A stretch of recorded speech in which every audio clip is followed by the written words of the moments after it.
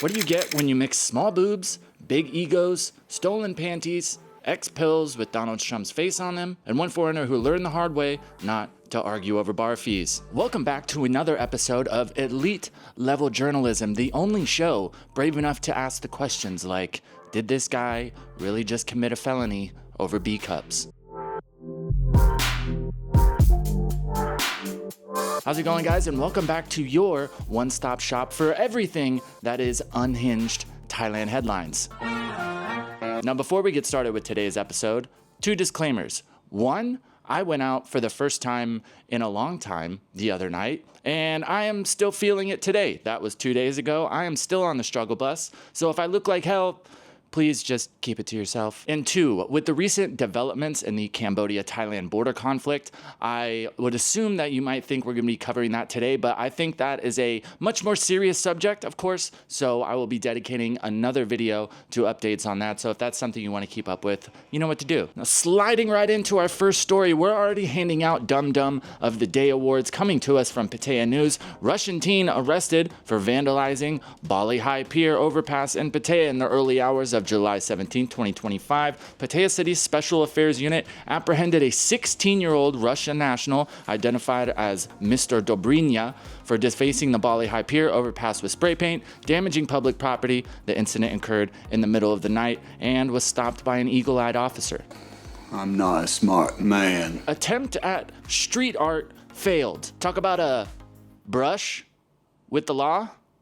This story is pretty straightforward. I'm not going to bore you with the details, but one thing that I have noticed, now don't get me wrong, I love art. I see some graffiti sometimes and it is very impressive, and I respect that it is actually real art. But one thing, anytime you see somebody like this that goes out and tries to do graffiti in a place that it is obviously not okay and people are going to be upset, it is always the most dog water art. And I assume since this kid was 16, they didn't show any photos of the actual art he did, but I assume it was some crappy bomb. All the legit dudes who go out and do real art, most of the time they'll be commissioned to do that. So don't be this person. And as always, if you get caught doing these things as a foreigner, the police are gonna let you have it. Cruising right along to our next story coming to us from the Tiger. This is one of those ones I had to read a couple times to make sure I understood everything correctly. Bangkok delivery rider caught with Trump-themed X-pills. Iconic imagery on illegal pills raises concern over drug marketing tactics. Police in Chok Chai apprehended a 35-year-old delivery driver at a checkpoint on Lat Phrao Road, Bangkok on July 21st. He was found in possession of 59 pills, which bore the likeness of former U.S. President Donald Trump. I don't know why it says former U.S. President, but whatever. The arrest of the suspect was part of a routine traffic and crime suppression operation led by Police Colonel Prantwi Samwang, with involvement from Police Colonel Pichai Wachaya and Lieutenant Suchip Suksomnak. I'm getting better, guys. You have to give me credit. I am getting better at reading Thai names, even though I'm sure I still got a long way to go. Upon searching, the officers discovered 59 tablets and other items leading to his arrest. Ekaran was taken to the Chok Chai Police Station's investigation unit, where an initial urine test indicated the presence of illegal substances. Big surprise, huh? Sources say these pills can cause hallucinations, paranoia, and completely unhinged 3 a.m. tweets. That's so funny. Last time I heard that, I laughed so hard I fell off my dinosaur. I'm not really surprised about this. If you know anything about these tablets, it's kind of always been about the most recognizable way you can make it. But I was talking to my friend about this story the other night, and it kind of made sense. It's like, well, if you were trying to be low key, I would feel like you just make them into something that looks like something else. Granted, they're probably going to get tested anyway, but something like this, or like the Mitsubishi logo or the Tesla logo was a big one when I was coming up. It's pretty much a dead giveaway. Now, our next story coming to us from the Tiger. As you can probably tell, this is not the first time we've covered a story with this same outline, but this one is a little bit different. I mean, I don't know if the Tiger is just leaning on ChatGPT a lot, but sometimes these titles are getting pretty good. A Thai man arrested for stealing women's underwear in the Isan province of Buriram claimed he had never sniffed the stolen items and merely kept them as a part of a personal collection. It rubs the lotion on its skin or else it gets the hose again. And I wonder if he kind of just surrendered that information himself, or if that was like a question the police asked him. I have a feeling he got caught and was like, no, I don't sniff them. Even if that is true, which I doubt, you still stole them, bro. Officers from Lahan Sai police station received multiple complaints from women in the Lahan Sai district about missing underwear, prompting a thorough investigation to identify the culprit. Police reviewed CCTV footage and identified a suspicious individual. The suspect was seen wearing short jeans, a t-shirt, a cap, and a towel draped over his head to conceal his identity. Further investigation led officers to Pho Thang Temple, where the suspect was staying. Based on the evidence gathered, officers arrested the suspect, 32-year-old Pei, yesterday, July 22nd. Originally from Udon Thani province, Pei traveled to Buriram with his employer. He was employed as a part of the amusement park team operating at the temple's festival. A search of Pei's room at the temple uncovered 54 pieces of stolen underwear, including 28 pairs of panties, 25 bras, and 2 revealing sets of pajamas. During questioning at the police station, Pei admitted to the thefts. He explained that his duties involved maintaining the amusement rides and collecting fees, and that he typically committed the thefts between 1 and 3 a.m. after finishing work. Pei revealed he usually stole from a dormitory located approximately 200 to 300 meters from the temple. He insisted that he never sniffed or used the stolen underwear for masturbation. I do not believe a word of that, but simply liked them and kept them as a part of a collection. I feel like if that's true, that's almost more weird than if you were sniffing them and using them for other stuff, if you just like keep them just to keep them. Police, however, remain skeptical of his claim. Well, now that Pei has gotten popped for his somewhat questionable collections, safe to say he probably has some skid marks on his record. I'm sticking by that one. That is just quality writing, in my opinion.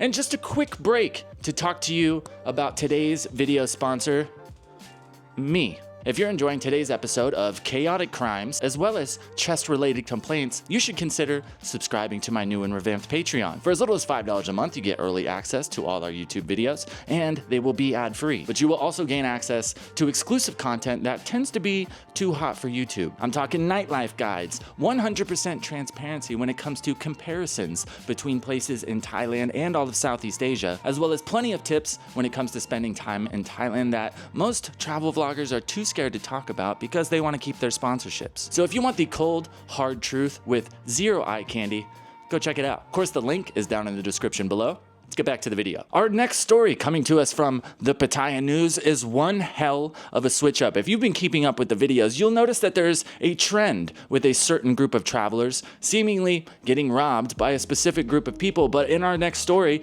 as you can see here, the tables have turned tables. Transgender woman allegedly robbed of 7,000 baht by Indian man in Pattaya. Yeah, they had us the first half, I'm not gonna lie. On July 18th, 2025 at 3 a.m., a 27-year-old trans woman, referred to only as Nong Ploy, filed a police report at Pattaya City Police Station accusing Mr. Nizamuddin Goose? I don't know.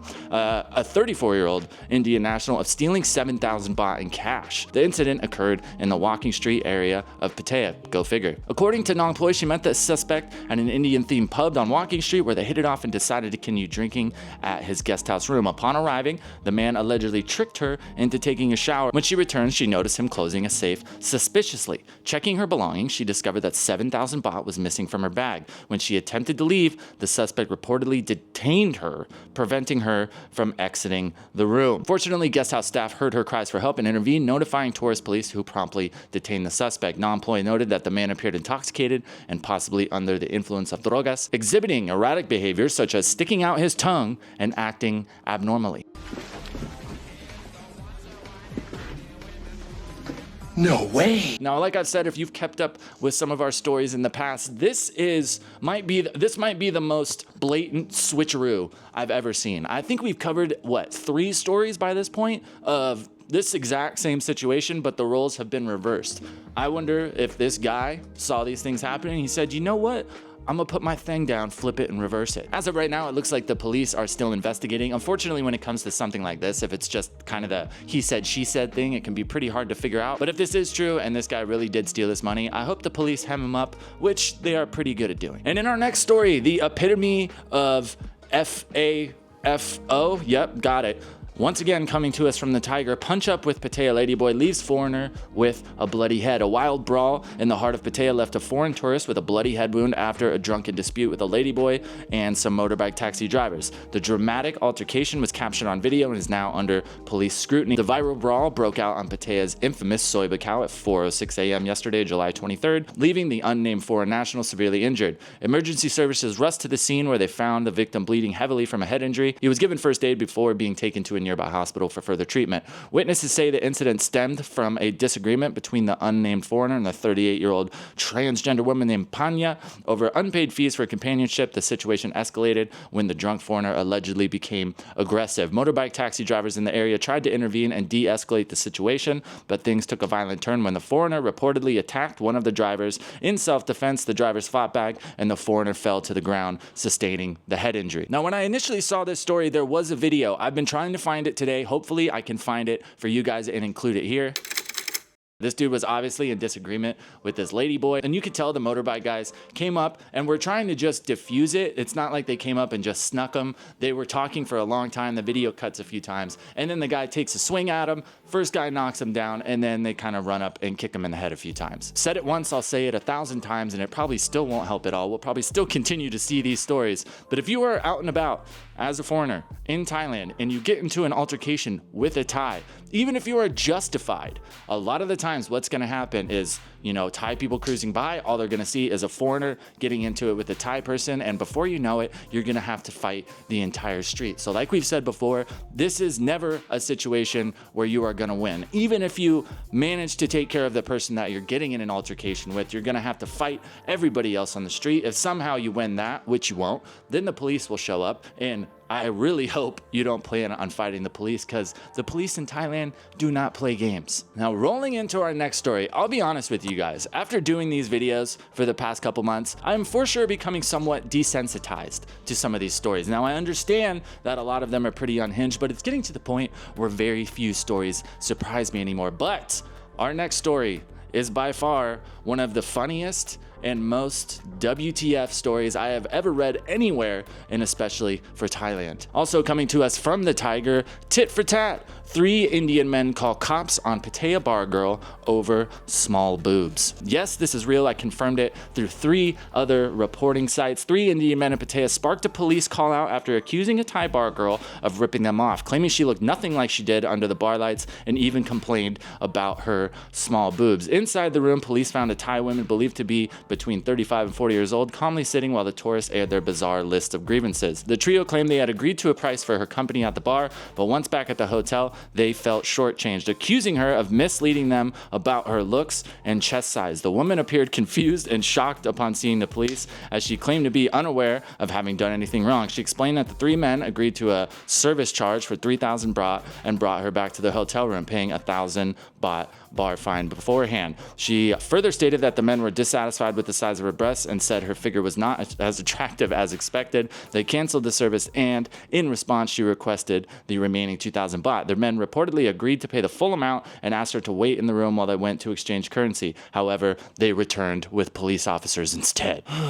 This reminds me, so in America, there's been multiple situations of like somebody who's a dealer and they are going to meet up with somebody to sell them some type of illicit material, and then those people end up robbing them, and then the dealer goes to the police and tries to report them for robbing them, but they are fully transparent about the entire thing. So this is kind of the same situation. If you don't know, this whole, exchange of services is actually technically illegal in Thailand. So with that said, most of the time when you are doing illegal transactions, the police are not really willing to back that up. And especially in a situation like this, I could kind of understand if it was maybe like, oh, you saw this girl online and then she came over and it wasn't the same person, or she looked nothing like that.